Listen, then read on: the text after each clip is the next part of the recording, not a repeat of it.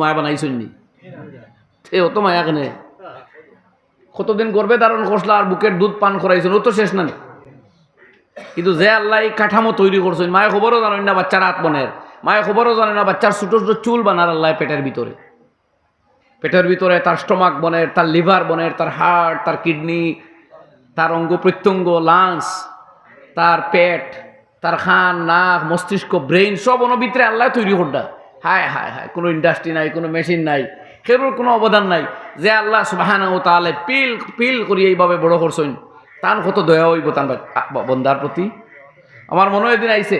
বিশ্বাস যে সত্যিকারের একদিন যে ফেরাউনের দোয়া আল্লাহ কবুল হসলা কইছিল যে আল্লাহ দাবি করা এটা তো বড় জঘন্য অন্যায় এটা আমি করি লাইছি আল্লাহ